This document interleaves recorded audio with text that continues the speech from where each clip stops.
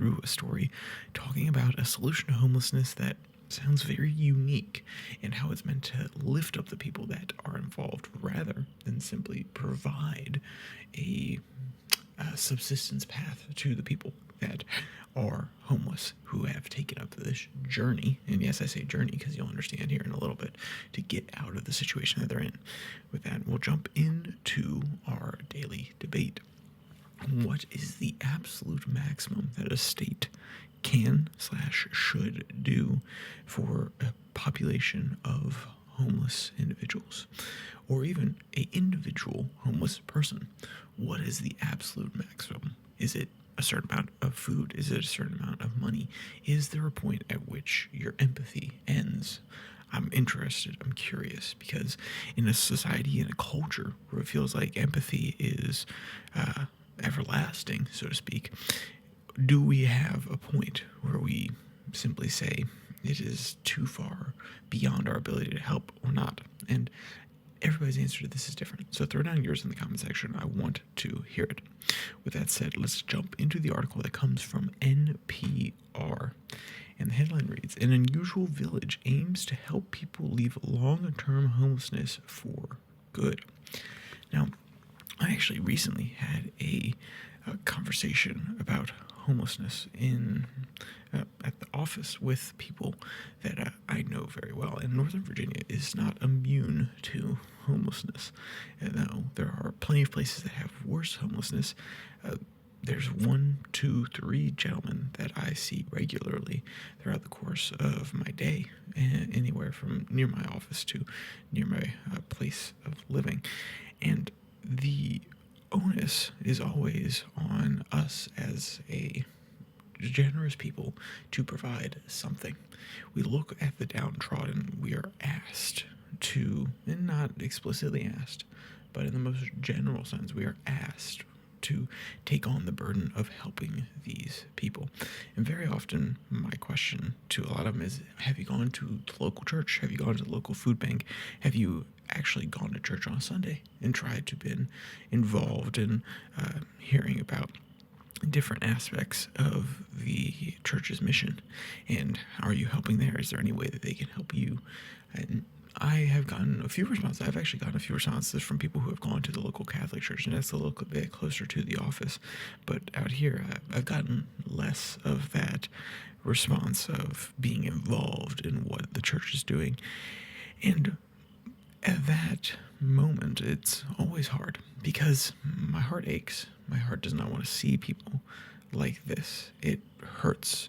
And when they look to you to possibly give them something, you look inward and you say, oh, am I willing to part with this? Is it my responsibility to do so? And it doesn't always happen out loud and as strung out. Sometimes it's milliseconds where you make these decisions. But at what point is it no longer our prerogative to help someone who will not help themselves?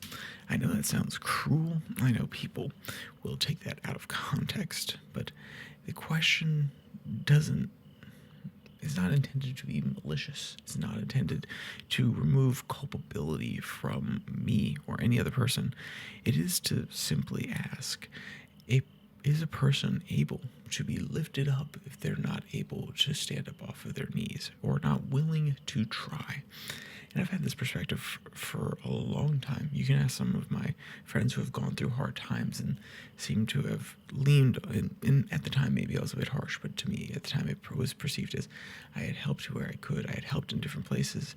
And then they fell back onto the exact same path. And how was I supposed to be able to help them if they couldn't help themselves? And that's not to put it beyond their ability to help themselves. It's actually to say that they chose not to.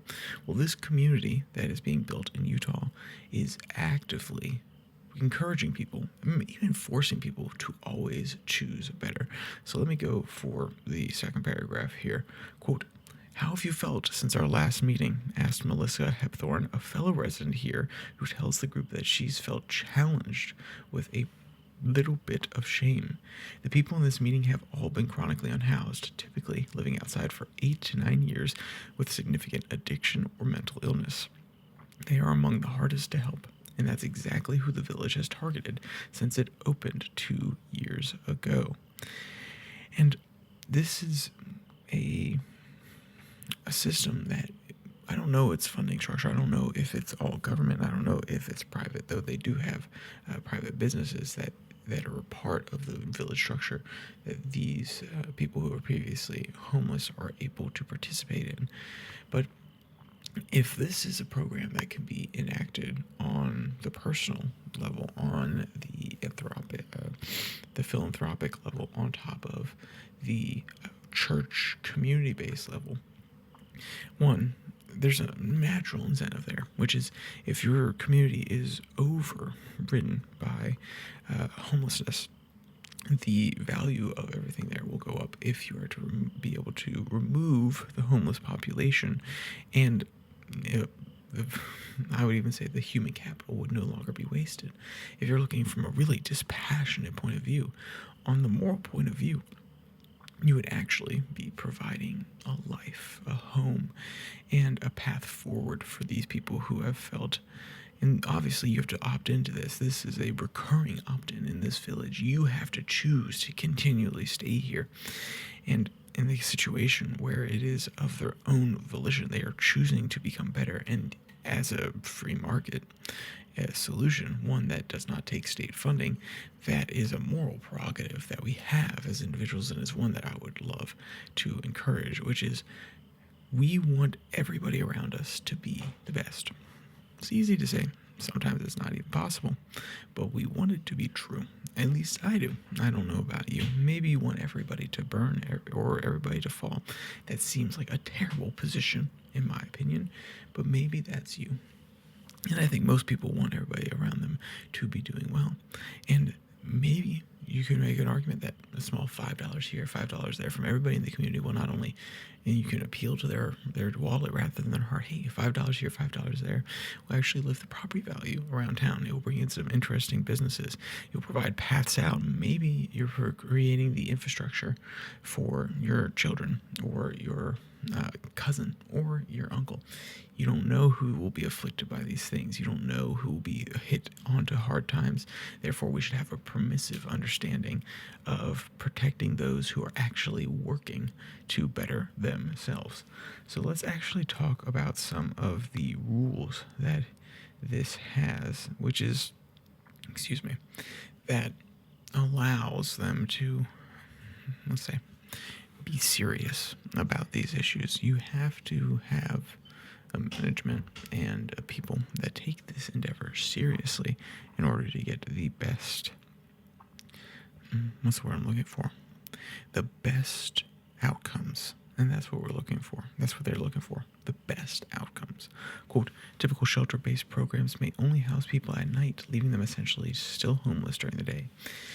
There's a little structure, certainly no jobs, and dropout rates are high. Meanwhile, there's very little residential rehab, and it's usually for people who have private insurance or can pay out of pocket. So the Utah program is not something usually available to people who are homeless. It's a pretty unique in my mind, he says. For the lucky few who can get in, federally subsidized permanent supportive housing also offers treatment for addiction and mental illness. So they're basically drawing a comparison here between the federal program that does similar things, but it's optional, not mandatory. And this is what is the difference here. It is mandatory at this village. It is mandatory that you stay sober. It is mandatory that you go through this rehab process in order to be the best contributor to the community and to better yourself. Quote, I did a study in supported housing in New York, he says, and about 30% of people wanted to be clean and sober in their environment. So I think we need every option possible. And he goes on to talk about how the Other Side Village is not something that is simply throwawayable. And that may sound weird, but it's not a system where you can simply throw people aside and say, work harder, but rather a system in which you provide the structure for that hard work. You provide a structure in which you're able to see people's better angels, and how when people see hope, when people feel as though they're participating again, they remember what it's like to be out there working a career.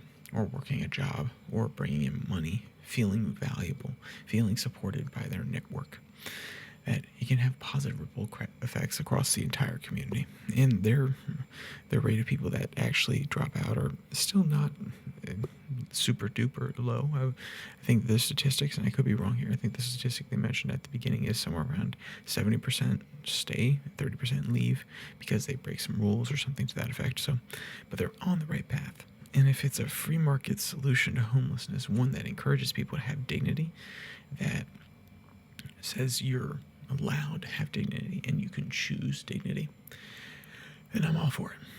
So, with all that, if you want to read today's entire article, will be linked in the description below, the like and subscribe button. Also down there, you can find the podcast on Spotify, Spotify, as well as the Twitter handle at your DailyFlip, where I post links to these episodes on Monday, Wednesday, Friday, and on Tuesday and Thursday I release 6 and 6, which is 6 stories from around the world in 6 minutes or less. With that said, stay safe, don't die.